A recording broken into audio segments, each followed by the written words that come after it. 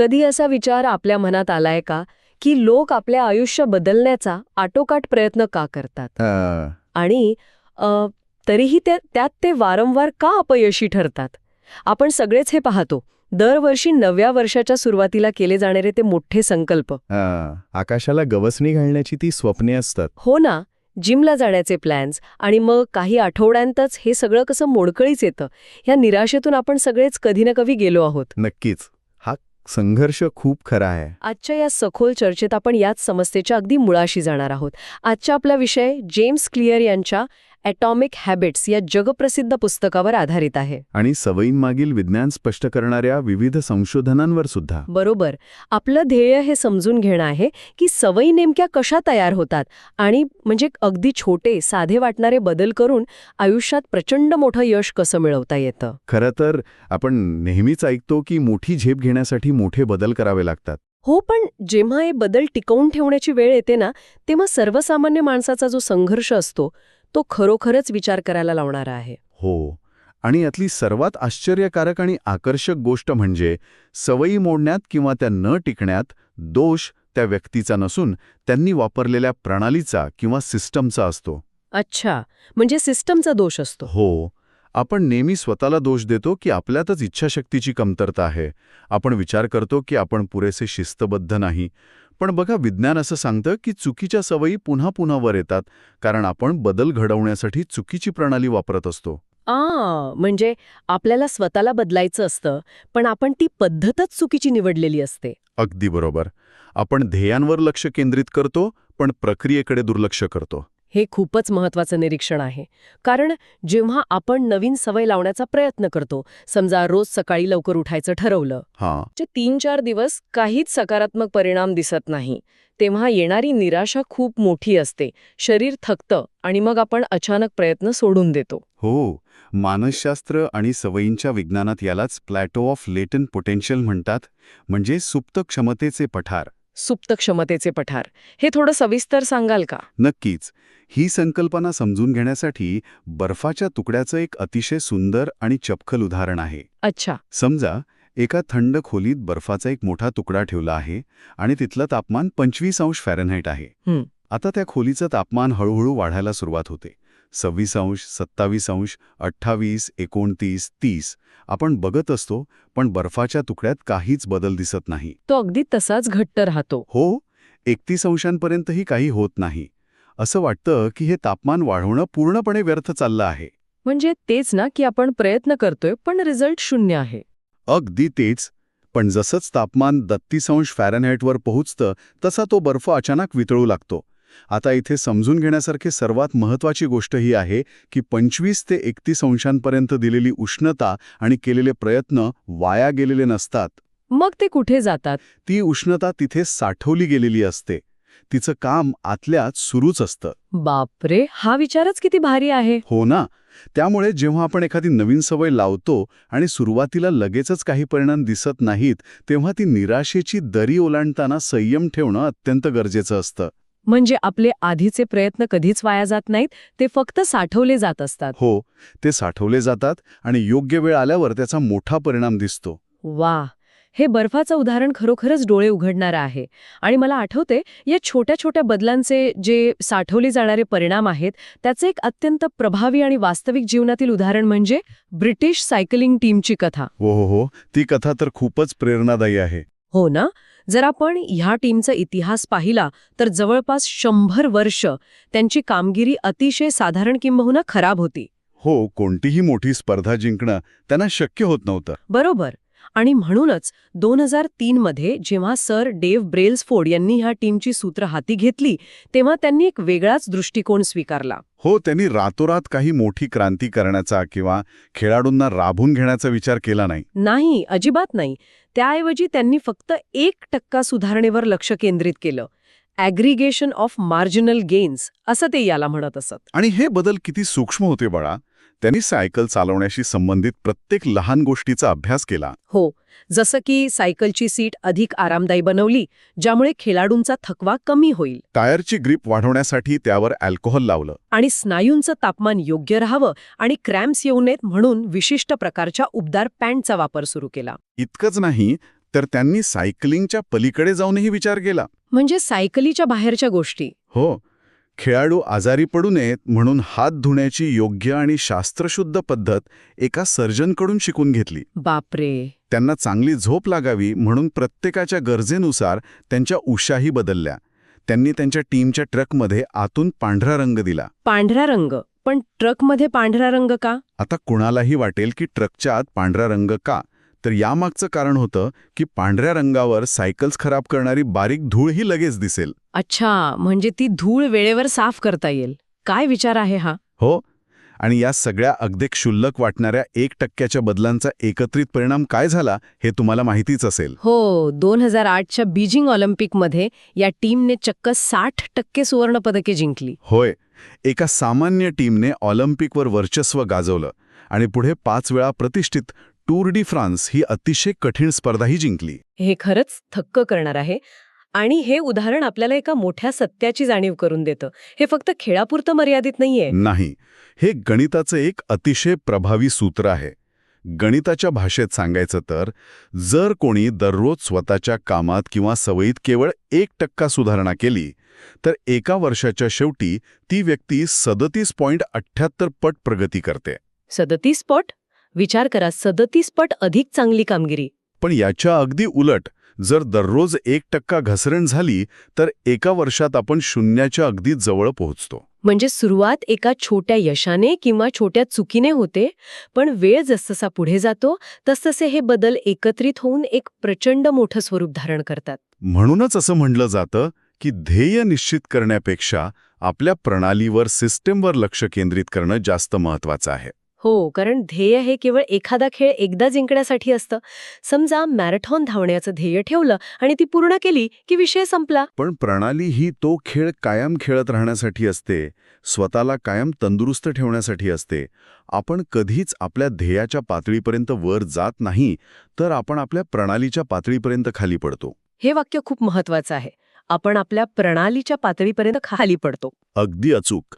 आणि जर ही प्रणाली बदलायची असेल तर ती मुळात कशी काम करते हे समजून घेणं आवश्यक आहे. हो, सवयींचं विज्ञान खरंच अतिशय रंजक आहे. हो, आपल्या मेंदूत प्रत्येक सवय ही 4 मुख्य टप्प्यांतून जाते, ज्याला विज्ञानात CAR मॉडेल, कार मॉडेल किंवा हॅबिट लूप म्हटलं जातं. हे 4 टप्पे कोणते आहेत? हे 4 टप्पे आहेत: खून म्हणजे क्यू, तीव्र इच्छा म्हणजे क्रेविंग, प्रतिसाद म्हणजे रिस्पॉन्स आणि बक्षीस म्हणजे रिवॉर्ड. हे थोडं सविस्तर सांगता येईल का? कारण हे टप्पे आपल्या दैनंदिन जीवनात कसे काम करतात हे समजणं खूप गरजेचं आहे. नक्कीच. खून किंवा क्यू म्हणजे असा कोणताही संकेत जो आपल्या मेंदूला एखादी कृती करण्यासाठी जागा करतो. जसं की मोबाईलवर आलेलं नोटिफिकेशन. अगदी बरोबर. या खुणेमुळे मेंदूत एक तीव्र इच्छा किंवा क्रेविंग निर्माण होते. म्हणजे तो मेसेज काय आहे हे पाहण्याची उत्सुकता. त्यानंतर आपण फोन उचलतो आणि मेसेज वाचतो. याला प्रतिसाद किंवा रिस्पॉन्स म्हणतात.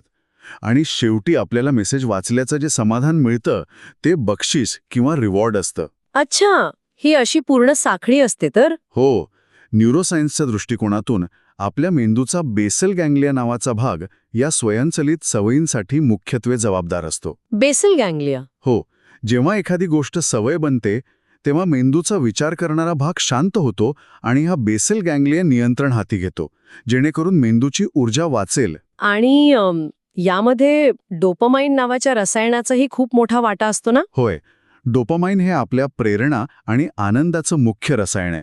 पण यात एक अत्यंत रंजक गोष्ट आहे. ठीक आहे. आपल्याला नेहमी असं वाटतं की बक्षीस मिळाल्यावर किंवा अपेक्षित गोष्ट साध्य झाल्यावर डोपामाइन सरवतं. हो, तसंच वाटतं आपल्याला. पण खरे तर नवीन संशोधनानुसार बक्षीस मिळण्याच्या अपेक्षेनेच ते अधिक वेगाने सरवतं. अपेक्षेने? म्हणजे गोष्ट मिळण्याआधीच? हो, जेव्हा आपण एखादा गोड खाण्याचा फक्त विचार करतो तेव्हाच मेंदूत डोपामाइनची पातळी वाढते आणि याच अपेक्षेमुळे कोणतीही सवय इतकी घट्ट रुजते. हे खरंच खूप नवीन आहे. आणि या सवयी पक्क्या होण्याच्या वेळेबद्दलही समाजात एक खूप मोठा गैरसमज पसरलेला आहे. कोणता? आपण नेहमी वाचतो आणि ऐकतो की कोणतीही नवीन सवय लागण्यासाठी 21 दिवस लागतात. हे 21 दिवसांचं गणित कुठून आलं आणि हे खरं आहे का? नाही, हा पूर्णपणे एक गैरसमज आहे. खरंच? हो. जुन्या काळात एका प्लास्टिक सर्जनने त्यांच्या रुग्णांच्या अनुभवावरून हा 21 दिवसांचा आकडा मांडला होता आणि तोच सर्वत्र पसरला. अच्छा. पण 2010 मध्ये युनिव्हर्सिटी कॉलेज लंडनच्या फिलिपा लॅली यांनी यावर अतिशय सखोल संशोधन केलं. त्यांच्या निष्कर्षानुसार एखादी सवय पूर्णपणे स्वयंचलित आणि पक्की होण्यासाठी सरासरी 66 दिवस लागतात. 66 दिवस. हो. काही अत्यंत साध्या सवयींसाठी हा काळ 18 दिवसांचा असू शकतो, तर काही गुंतागुंतीच्या सवयींसाठी तब्बल 254 दिवसही लागू शकतात. बापरे. याचा अर्थ जर एखाद्याने 21 दिवसानंतरही सवय लागली नाही म्हणून प्रयत्न सोडून दिले तर ते खूप चुकीचं ठरेल. हो. आपल्याला संयम बाळगण्याची गरज आहे. सातत्य हीच खरी गुरुकिल्ली आहे. अगदी बरोबर. आणि जेव्हा आपण एखाद्या गोष्टीत सातत्य ठेवतो तेव्हा आपण केवळ आपलं वर्तन बदलत नसतो तर आपण आतून स्वतःला बदलत असतो. आणि इथेच या सखोल चर्चेतला सर्वात प्रभावी मुद्दा येतो. बदलाचे 3 स्तर. हो, जेम्स क्लिअर या पुस्तकात सांगतात की बदलाचे 3 मुख्य स्तर असतात. पहिला आहे परिणाम म्हणजे आउटकम्स, दुसरा प्रक्रिया म्हणजे प्रोसेसेस आणि तिसरा ओळख म्हणजे आयडेंटिटी. बरोबर. बहुतेक लोक नेहमी परिणामांवर लक्ष केंद्रित करतात, म्हणजेच त्यांना काय मिळवायचे आहे. जसं की 10 किलो वजन कमी करणं. हो. काहींचं लक्ष प्रक्रियेवर असतं, म्हणजे रोज जिमला जाणं. पण खरा, शाश्वत आणि दीर्घकाळ टिकणारा बदल हा ओळखीचा बदल असतो. ओळखीचा बदल. हो. आणि यातली सर्वात आश्चर्यकारक गोष्ट म्हणजे जेव्हा ओळख बदलते तेव्हा वर्तन बदलणं खूप सोपं होऊन जातं. म्हणजे कसं? एखादं उदाहरण देता येईल का? नक्कीच. उदाहरणार्थ, जर एखाद्याला सिगारेट सोडायची असेल आणि कुणी त्याला सिगारेट ऑफर केली, तर तो म्हणेल, नाही धन्यवाद, मी सिगारेट सोडण्याचा प्रयत्न करतोय. हे वाक्य परिणामावर आधारित आहे. तो अजूनही स्वतःला सिगारेट ओढणाराच मानतोय. आणि फक्त सवय सोडण्याचा प्रयत्न करतोय. हो. पण या उलट जर तो म्हणाला, नाही धन्यवाद, मी धूम्रपान करत नाही, तर इथे ओळख बदललेली दिसते. किती सोपा पण किती खोल विचार आहे हा. मला वजन कमी करायचे आहे असे म्हणण्यापेक्षा मी अशी व्यक्ती आहे जी स्वतःच्या आरोग्याची काळजी घेते आणि रोज व्यायाम करते अशी आपली स्वतःची ओळख बनवणं जास्त प्रभावी ठरते. कारण आपली सध्याची वर्तणूक ही आपल्या सध्याच्या ओळखीचेच प्रतिबिंब असते. बरोबर. प्रत्येक वेळी जेव्हा आपण एखादी कृती करतो तेव्हा आपण भविष्यात ज्या प्रकारची व्यक्ती बनू इच्छितो त्या नवीन ओळखीसाठी आपण एक मत किंवा व्होट देत असतो. ही मतांचं उदाहरण खरोखरच सुंदर आहे. जर कोणी रोज एक पान वाचलं तर तो वाचक या ओळखीसाठी दिलेलं एक मत असतं. एका मताने निवडणूक जिंकता येत नाही, पण जेव्हा ही छोटी छोटी मतं साठत जातात तेव्हा एक नवी ओळख नक्कीच विजयी होते. आणि हीच नवी ओळख निर्माण करण्यासाठी वर्तन बदलाचे 4 नियम अतिशय व्यावहारिक असं मार्गदर्शन करतात. हो. आपण मगाशी जे कार मॉडेल पाहिलं त्यावरच हे नियम आधारित आहेत. त्यातला पहिला नियम आहे ते स्पष्ट करा किंवा मेक इट ऑब्व्हियस, जो खुणेशी संबंधित आहे. नवीन सवय लावताना ती केव्हा आणि कुठे करायची हे आधीच निश्चित करणं खूप महत्वाचं आहे. अगदी बरोबर. मानसशास्त्रात याला इम्प्लिमेंटेशन इंटेन्शन्स किंवा अंमलबजावणीचा हेतू असं म्हटलं जातं. जेव्हा वेळ आणि जागा आधीच ठरलेली असते तेव्हा मेंदूला एक स्पष्ट दिशा मिळते. म्हणजे मी व्यायाम करेन असं म्हणण्यापेक्षा मी संध्याकाळी 6 वाजता माझ्या बेडरूममध्ये 20 मिनिटे योगासने करेन, हे मेंदूला जास्त स्पष्ट समजतं. हो. आणि यातच अजून एक भन्नाट युक्ती म्हणजे हॅबिट स्टॅकिंग. हॅबिट स्टॅकिंग म्हणजे सवयी एकावर एक रचणे. हो. म्हणजे आपल्या एका जुन्या आणि पक्क्या सवयीला नवीन सवयीशी जोडणं. अच्छा. जसं की सकाळी दात घासून झाल्यावर लगेच मी 5 मिनिटे वाचन करेन. अगदी बरोबर. जुनी सवय नवीन सवयीसाठी एक खूण म्हणून काम करते. तसंच वातावरणाची रचना हा देखील या पहिल्या नियमाचा एक खूप मोठा भाग आहे. हो, आपल्या सभोवतालचं वातावरण आपल्या सवयींवर प्रचंड प्रभाव टाकतं. जर आपल्याला जास्त सफरचंद खायची असतील तर ती फ्रीजमध्ये कुठेतरी खाली लपून न ठेवता थेट डायनिंग टेबलवर एका सुंदर बाउलमध्ये समोरच ठेवा. चांगलं वर्तन करण्यासाठीच्या खुणा जितक्या स्पष्ट आणि दृश्यमान असतील तितकी ती सवय लागण्याची शक्यता वाढते. याचा संदर्भात जपानी रेल्वेची एक अतिशय रंजक पद्धत मी वाचली होती, ज्याला पॉइंटिंग अँड कॉलिंग म्हणजे पाहणे आणि मोठ्याने बोलणे असं म्हणतात. हो, ती पद्धत खूप प्रसिद्ध आहे. जपानमध्ये रेल्वे चालक प्रत्येक सिग्नलकडे बोट दाखवून मोठ्याने त्याचे रंग सांगतात. सिग्नल हिरवा आहे असं ते प्रत्यक्ष बोलून दाखवतात. आणि यामागे खूप मोठं विज्ञान आहे. कसं? आपण बऱ्याचदा गोष्टी स्वयंचलितपणे करतो आणि चुका करतो. पण जेव्हा आपण एखाद्या कृतीकडे बोट दाखवतो आणि ती मोठ्याने बोलतो, तेव्हा आपण ती गोष्ट आपल्या अचेतन मनातून काढून चेतन मनात आणतो. कॉन्शियस माइंडमध्ये आणतो. हो, या एका साध्या पद्धतीमुळे जपानमध्ये रेल्वेच्या चुका होण्याचं प्रमाण 85% कमी झालं आहे. हेच तत्व आपण आपल्या जीवनातही वापरू शकतो. अगदी खरंय. आता वळूया दुसऱ्या नियमाकडे. ते आकर्षक बनवा किंवा मेक इट अट्रॅक्टिव्ह. हा नियम तीव्र इच्छेशी जोडलेला आहे. एखादी गोष्ट जितकी आकर्षक असेल तितकी ती वारंवार करण्याची आपली शक्यता वाढते. यासाठी एक उत्तम मार्ग म्हणजे टेम्पटेशन बंडलिंग. Temptation bundling. हो, म्हणजे कंटाळवाणा पण आवश्यक कामासोबत आपलं आवडतं काम जोडणं. अच्छा. उदाहरणार्थ, व्यायाम करणं कंटाळवाणं वाटत असेल तर व्यायाम करतानाच आपलं सर्वात आवडतं ऑडिओ बुक ऐकणं किंवा ट्रेडमिलवर धावताना आपला आवडता शो पाहणं. म्हणजे मेंदूला व्यायाम ही गोष्ट आकर्षक वाटायला लागते. बरोबर. आणि या आकर्षकतेमध्ये आपला सामाजिक प्रभाव खूप मोठी भूमिका बजावतो. आपण मुळातच एक समाजशील प्राणी आहोत आणि आपल्याला इतरांसारखं वागायला आवडतं. म्हणूनच जर एखादी नवीन सवय लावायची असेल तर अशा समूहात सामील झालं पाहिजे जिथे ती सवय सर्वसामान्य मानली जाते. हो, यासाठी लाझलो पोलगार या हंगेरियन माणसाचं उदाहरण खूप प्रेरणादायी आहे. त्यांनी ठरवलं होतं की आपल्या मुलांना बुद्धिबळात जगज्जेते बनवायचं. त्यांनी त्यांच्या 3 मुलींना, पोलगार बहिणींना लहानपणापासूनच पूर्णपणे बुद्धिबळमय वातावरणात वाढवलं. म्हणजे सगळीकडे फक्त बुद्धिबळ? हो, त्यांच्या घरात सगळीकडे बुद्धिबळाची पुस्तके, प्रसिद्ध खेळाडूंची चित्रे आणि बुद्धिबळाचे पट होते. आणि याचा परिणाम असा झाला की त्या तिन्ही बहिणी खरोखरच जगज्जेत्या आणि ग्रँड मास्टर बुद्धिबळपटू बनल्या. हो ना. त्यांच्यासाठी बुद्धिबळ खेळणे हे काय ओझं किंवा वेगळा अभ्यास नव्हता. ती त्यांच्या वातावरणाची आणि त्यांच्या समूहाची आकर्षक ओळख होती. त्यांच्यासाठी बुद्धिबळ खेळणं हीच सर्वात सामान्य गोष्ट होती. अगदी बरोबर. आता तिसरा नियम पाहूया. ते सोपे करा म्हणजे मेक इट इझी. हा नियम प्रतिसाद या टप्प्याशी जोडलेला आहे. मानवी स्वभाव मुळातच असा आहे की जो मार्ग सर्वात सोपा आहे, कमी ऊर्जेचा आहे, तोच आपण निवडतो. त्यामुळे कोणत्याही चांगल्या कामातील अडथळे कमी करणं हे यात मुख्य आहे. आणि इथेच 2 मिनिटांचा नियम खूप उपयोगी पडतो. जेव्हा आपण कोणतीही नवीन सवय सुरू करतो तेव्हा ती पूर्ण करण्यासाठी फक्त 2 मिनिटे लागतील एवढीच छोटी ठेवली पाहिजे. म्हणजे रोज 3 मैल धावण्याचं मोठं ध्येय ठेवण्यापेक्षा फक्त धावण्याचे शूज घालण्याची सवय लावणं. एकदा शूज घातले की माणूस बाहेर पडतोच. यामागे काय मानसशास्त्र आहे? यामागे खूप महत्वाचं मानसशास्त्र आहे. कोणतीही सवय सुधारण्यापूर्वी म्हणजे ऑप्टिमाइज करण्यापूर्वी ती कायमस्वरूपी प्रस्थापित होणं आवश्यक असतं. म्हणजे स्टँडर्डाइज्ड होणं. जोपर्यंत एखादी सवय अस्तित्वातच नाही तोपर्यंत ती सुधारता येत नाही. सुरुवातीला आपल्याला फक्त ती कृती करण्यासाठी उपस्थित राहायचं असतं, सवय रुजवायची असते. बरोबर. आणि आता चौथा व शेवटचा नियम, ते समाधानकारक बनवा किंवा मेक इट सॅटिस्फाईंग. हा नियम बक्षीस या टप्प्यासाठी आहे. आपण चांगल्या सवयी लावतो पण त्या सोडून का देतो? कारण त्यांचे फायदे लगेच दिसत नाहीत. हो, मानवी मेंदू भविष्यातील मोठ्या फायद्यापेक्षा आजच्या त्वरित मिळणाऱ्या छोट्या आनंदाला जास्त महत्त्व देतो. मानसशास्त्रात याला टेम्पोरल डिस्काउंटिंग म्हणतात.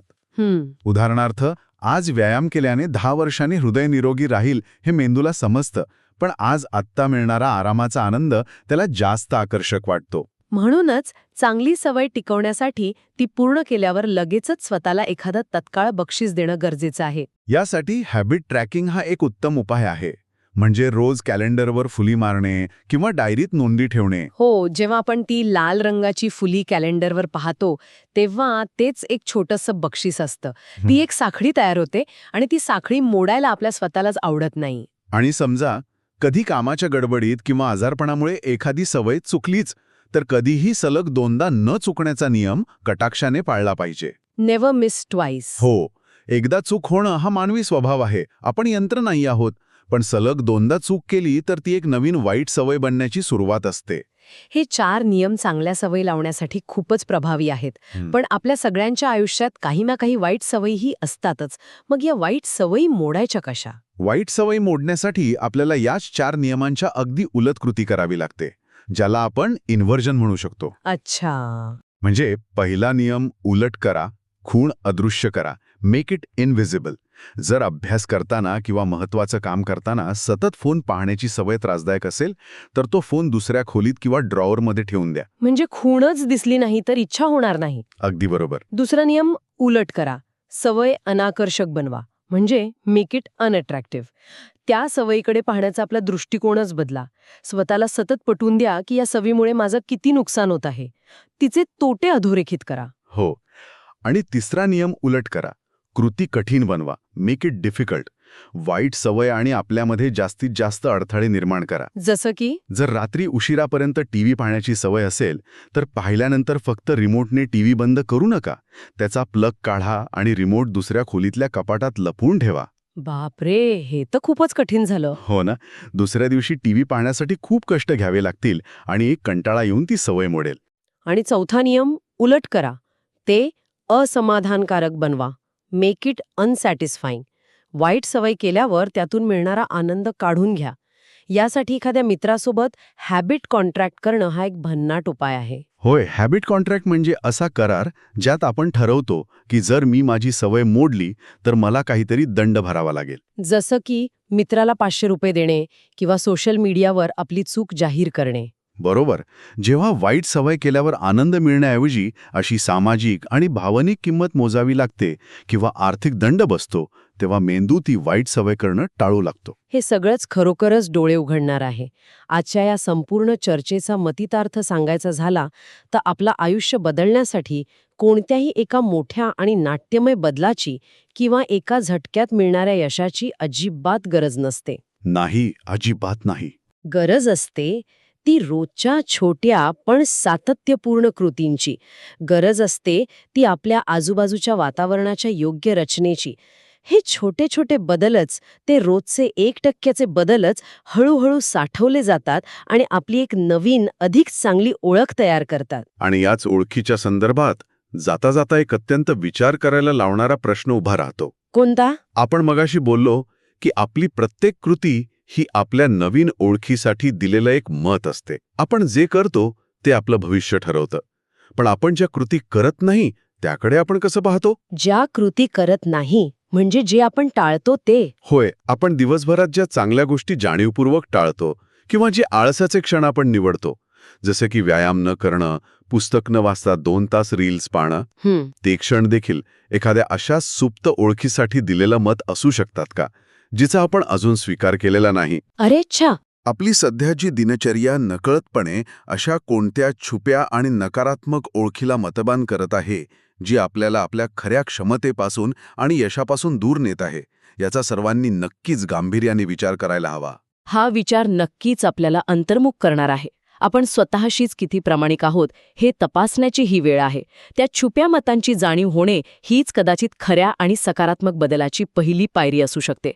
आजच्या या सखोल चर्चेतून आपल्याला सवयींच्या विज्ञानाबद्दल आणि ते प्रत्यक्ष जीवनात कसं उतरवायचं याबद्दल खूप मौल्यवान माहिती मिळाली आहे. छोट्या बदलांमधून मोठे परिणाम कसे साधता येतात याचा एक नवा आणि स्पष्ट दृष्टिकोन आज आपल्याला मिळाला आहे. ही माहिती आणि हे छोटे पण प्रभावी बदल नक्कीच आयुष्याला एक नवी दिशा देतील. आपण पुन्हा भेटूच अशाच एका नवीन